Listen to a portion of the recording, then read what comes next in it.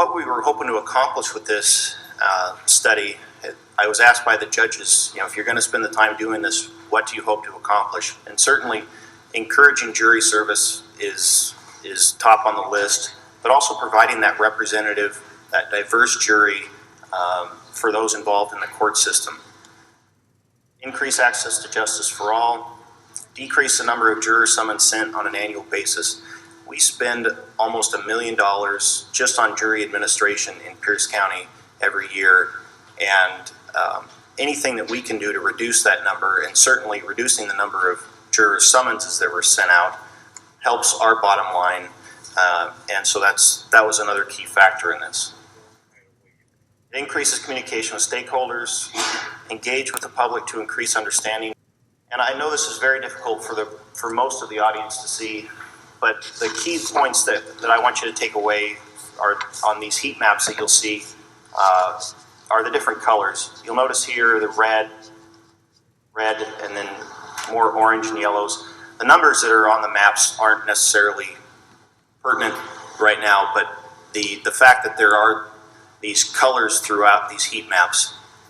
When we started to look at this, the presentation and how we could really go forward and show off the results of this study, we wanted to focus on 3 cities, and those 3 cities were Lakewood, University Place, and Fircrest, all along the I-5 corridor, but really they are a very diverse group in their demographics, and we'll go through those census numbers here briefly, but you couldn't get more diverse in a real tight, compact area, and so that's really how we wanted to start this. And we have the data for all cities in Pierce County.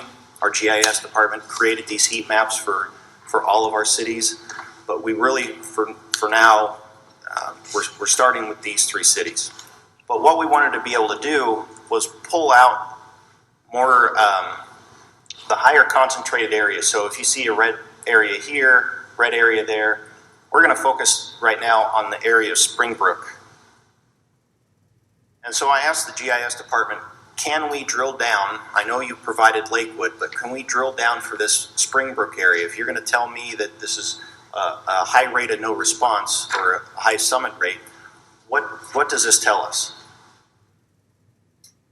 So when we focus in on Springbrook, our no response rate or summit rate increases to 41% as opposed to 31.8% of all the city of Lakewood. You see the undeliverable just skyrocketed from 18 to 32%. We're almost 75% of that population isn't even getting or responding to a summons. The completed percent dropped in half from 12 down to 6. That means that we're only getting 6% of the summons that's sent out that actually walk through the door of the county city building. We also see a drop in the average age of people that are coming in our doors. Our highest no response rate is in the city of Lakewood. And certainly when you examine the areas of higher transient residences, your no response rate increases, your undeliverable rate increases. And just like's been mentioned here already today, not that you stole my thunder, but are there alternative solutions to just relying on addresses? And whether that's phones or some of the other ideas that have been brought up today, we're always looking at ways to improve our communication with citizens and the people that are involved in the court. And can we find a way to improve that so that we're not relying on solely addresses alone?